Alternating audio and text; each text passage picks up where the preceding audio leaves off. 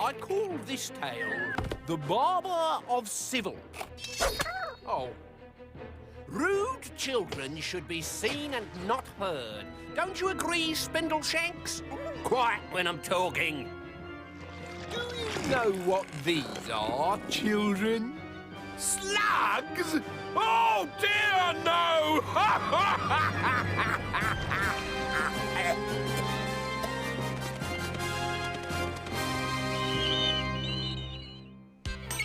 You will probably have heard of a town called Saucy by Sea. Once upon a time, the children who lived in this town had a terrible reputation. They were the rudest children in the world. Peregrine. Jingle bells, teacher smells, I wish she'd go away. She looks just like an elephant, I've nothing more to say. There was a gasp from the class. Go and see the headmaster, sizzled the teacher with steam and fury. Now! Tanya, meanwhile, was doing gym. Tuck your skirt into your knickers yourself, she shouted at her games teacher. I'm not doing it. Tanya, everyone does gym in their knickers. Not me! I've got a note from my mum! Where? Here! Said Tanya defiantly. La! It's a musical note. My mum's always singing it. Go and see the headmaster, gasped the games teacher slowly. Now! The headmaster was a wise old man who knew exactly how to deal with cheeky children. Once he'd finished with them, they always said sorry. Well, what have you got to say for yourselves? We're not scared of your stupid old stick. If you really want to know, you make us sick. 'Cause you look like a camel with a hairy hump. You're an innie, you're a twit, you're a great fat lump. Could you get matron, please? It so happened that the very next day, a new shop appeared in the high street. The sign outside said, Barber. Then in small letters underneath, children, a speciality. The barber was a cheerful-looking man with a handlebar moustache, bright red cheeks, and a long, licking tongue. He visited the local schools and offered free haircuts to all the children. He very quickly became popular with the parents. Whenever their children visited his shop, they went in cheeky and rude and came out as polite could be. It was the turn of Peregrine and Tanya's school for a visit. Good morning, said the barber as he entered Peregrine's class. Good morning, sir, replied everyone, except Peregrine. Aren't you going to say good morning, young man? No, old boy, I ain't. The barber chuckled.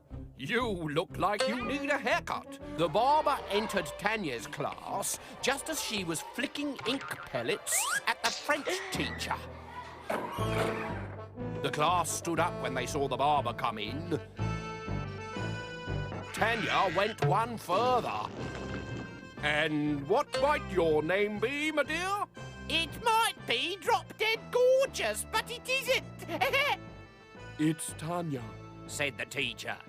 Tanya, said the barber, and he wrote the name down. I think you're in need of a lock chopping too. The following morning, Tanya and Peregrine turned up at the barber's shop for their haircuts. In the middle of the room stood a large black and chrome dentist's chair underneath a bright overhead light. To the left lay a bag of steel instruments. Have you noticed that there aren't any mirrors? Said Peregrine. Perhaps he doesn't want us to see what he's doing. Ugh, look at these, shouted Peregrine, lifting the barber's collection of slugs off the counter.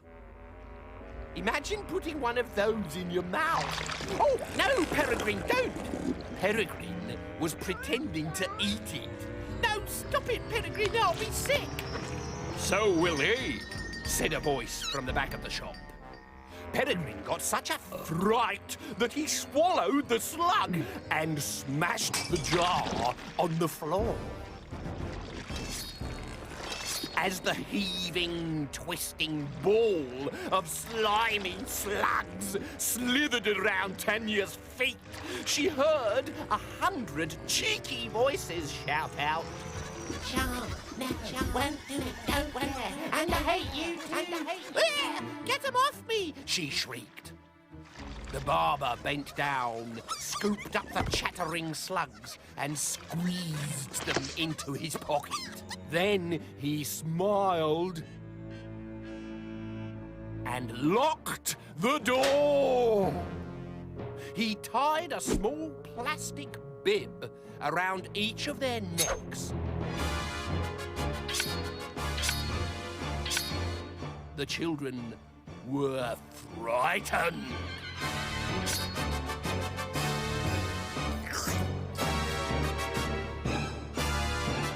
Now, who wants to be first? Peregrine with your short back and sides? Or Tanya, I have you down for the full chop. But I don't want all my hair chopped off. We'll start with Peregrine then. Up you come. The barber helped Peregrine into the black and chrome dentist's chair.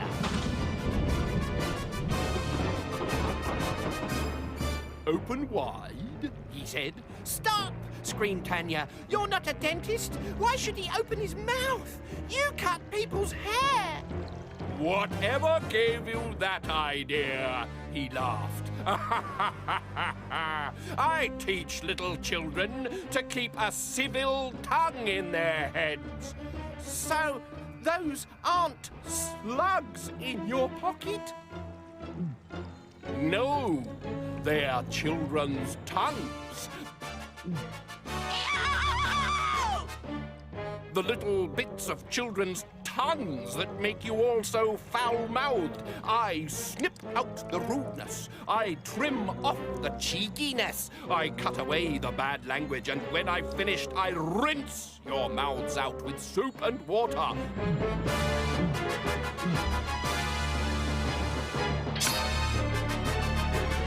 Ha ha ha ha ha! When Tanya and Peregrine went back to school on Monday, they were different children. Their tongues were shorter, for one. Also, they didn't swear, they weren't cheeky, and they didn't try to be clever in front of the rest of the class. The barber left Saucy by Sea that week and was never seen again. So if a new barber arrives at your school, I suggest you keep your mouth firmly shut. Do you still want to know what's in this jar? Shan't tell you.